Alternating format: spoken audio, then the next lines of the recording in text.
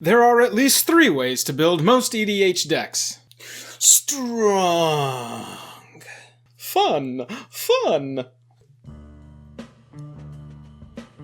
And mean. Let's talk about the strong, fun, and mean ways I would build Zaxara, the Exemplary. And the video starts right now.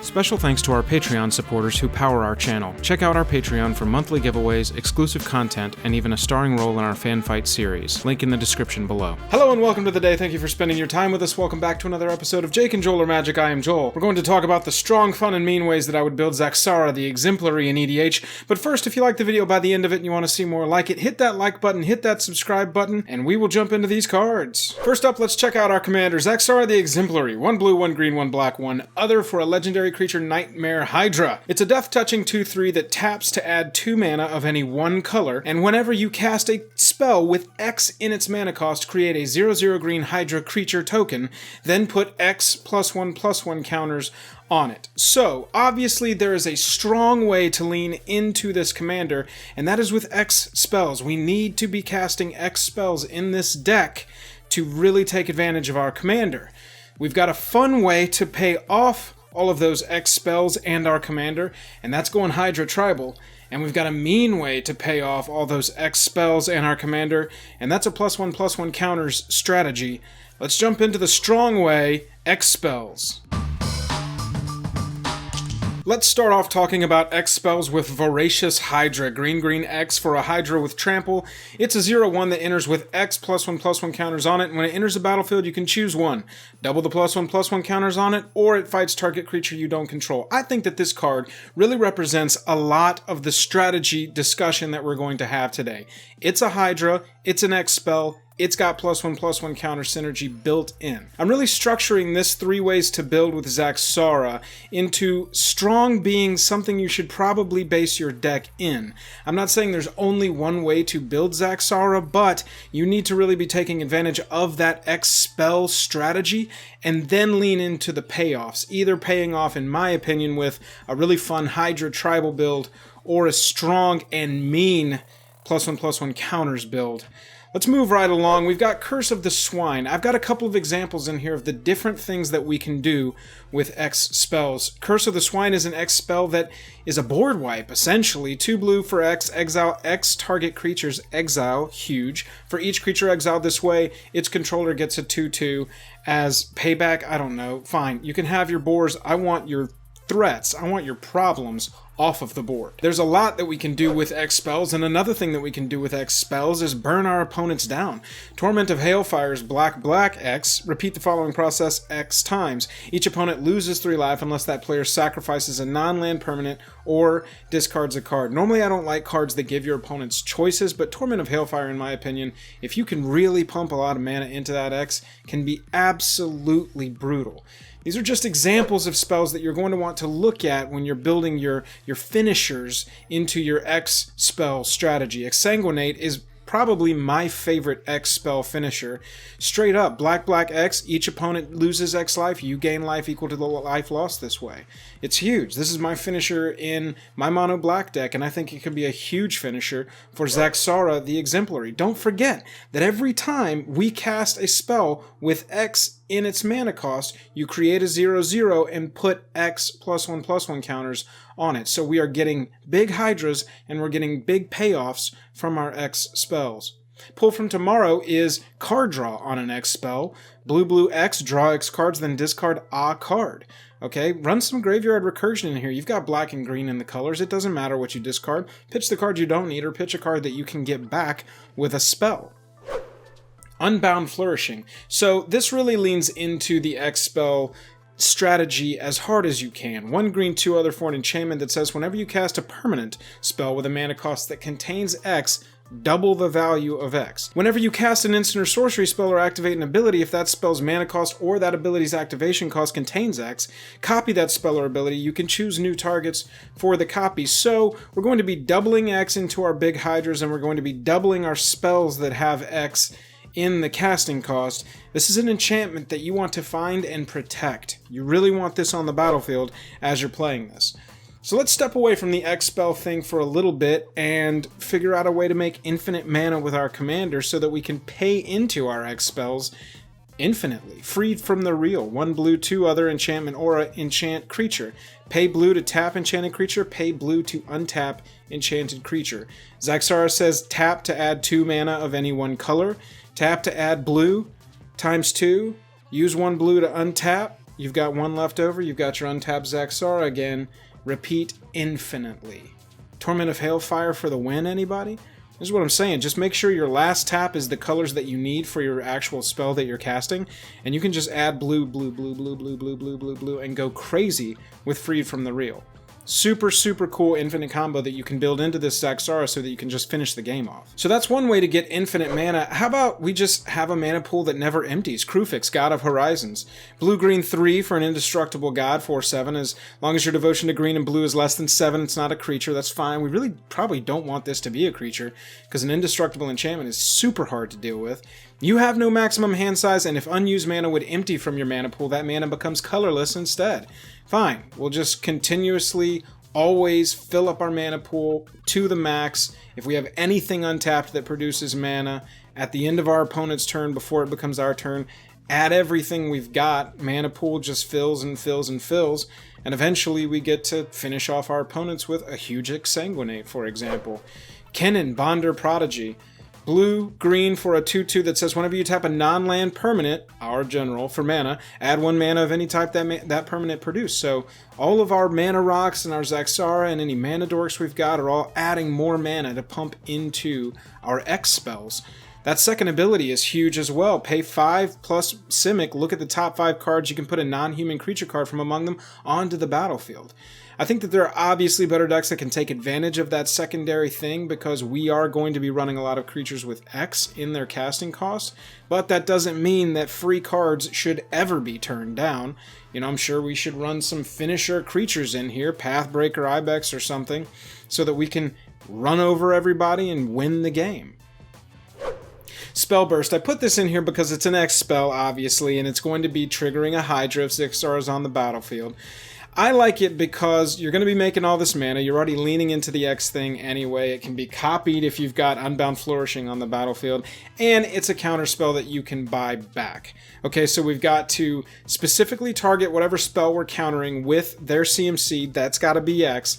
And then 3 more on top of that, and we're getting our spell burst back. So we're countering a spell, we're making a Hydra, and our counter spell goes right back into our hand.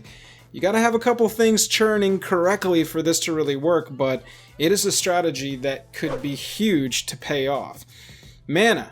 Again, we need mana, a lot of mana to pay into X. Doubling Cube does that for us. Pay 2, pay 3, tap it, double the amount of each type of mana in your mana pool. Booyah, straight up, pretty self-explanatory. Helix Pinnacle. This is a meme card, but it's really fun in this deck because if we're making all this mana and we're possibly making infinite with Zaxara, how about just have a way that we can eventually win the game? Let's dump all the extra mana that we've got into Helix Pinnacle. If we can do that 100 times, then we win the game. That's straight up. That's just a win con for 1 green. Dictate of Karametra is also a card that I wanted to include. You've got cards like Zendikar Resurgent that are doubling mana. I like Dictate of Karametra because it's 5 mana and it's got flash. You can play it on your opponent's turn right before it becomes your turn. And whenever a player taps a land for mana, that player adds 1 mana to his mana pool of any type that land produced. So it's another way to double mana. And there are multiple ways to double mana in Commander. This is just kind of indicative of what you should be looking for to really have a strong X spell base for this deck, and then you build your theme or your payoffs, be they fun or mean, into the deck after that. Let's jump over into the fun way that I would pay this deck off, and that is Hydra Tribal. If you can't tell, I'm really excited to talk about Hydra Tribal because Gargos Vicious Watcher has always really interested me. It's green, green, green 3 for a Vigi 8/7, but Hydra spells you cast cost 4 less to cast, so we're already getting 4 towards our X costs. And whenever a creature you control becomes the target of a spell, Gargos Vicious Watcher fights up to 1 target creature you don't control, so it also represents fighting removal if our stuff is getting specifically targeted down with single target removal. This is like a secondary commander for this deck. This is your lieutenant in this deck. We want to be able to go and find Gargos, and here's a great card to do that. Fauna Shaman, straight up. 1 green, 1 other for a 2/2, pay a green, tap it, discard a creature, search your library for a creature, and put it into your hand. We can just go get Gargos out of our library so that we can get it onto the battlefield soon and just get going with these Hydras, okay? Other ways that we can do this. Fierce Empath. Here's a cheap way to do it. This is a common. 1 green, 2 other for a 1/1. When it comes into play, you can search your library for a creature card with converted mana cost 6 or more, reveal it, put it into your hand. I'm sure that we're going to be able to hit other stuff in this deck as well because, again, if we've built a good base with some mana doublers, some heavy mana producers, we've got X spells that are rocking, Fierce Empath is going to help us. It's going to have some trouble searching for X spell creatures because a lot of times those are like 3 and X or 4 and X or maybe even less, so it's not going to find those.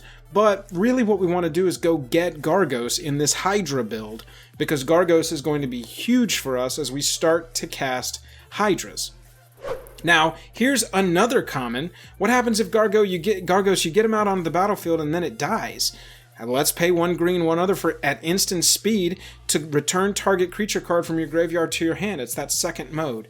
Plus, as a charm, I like the first mode as well. Search your library for a basic land, reveal it, put it into your hand, then shuffle your library. So early on it represents some mana ramp, and later on it represents going to get your Gargos. And look, there's a ton of abilities like this. I just wanted to give an example of some cheap ways that you can get Gargos out of your library into your hand so that you can cast it. Target creature gains flying until end of turn. That last mode is fine. Evolution Charm is a charm that we actually covered in our tier list of all the charms in Commander. Go check that video out, the card's right up there. But this is a card I think that could actually have a lot of viability in a deck like this. Now, we've gotten all this way in our Hydra Tribal discussion, and we've only talked about one Hydra, so let's talk about Big Daddy Crazy Dog. Hydroid Krasis is our X spell when you cast it. When you cast it, that's huge, gain half X and draw half X cards. Round down, it's a flying trampler that'll enter with X counters on it. This card represents a lot. It's been a staple in Standard for a while now, at time of shooting anyway. This is a Hydra that you want to be running. Gaining life, gaining cards, triggering your Zaxara if Zaxara is on the battlefield, flying, trample. It just represents so much good in Commander. Here's one that I like. It doesn't have X in its cost, but it's got X in its monstrosity, and it's going to make XXX green Hydra creature tokens onto the battlefield. It's a 7/7 for 6 straight up. We wish it had some keywords, but it doesn't. But I really do like this Hydra as an inclusion in a Hydra Tribal deck. Let's keep the Hydra trainer rolling with Mana Gorge Hydra. Here's an early Hydra that you can play.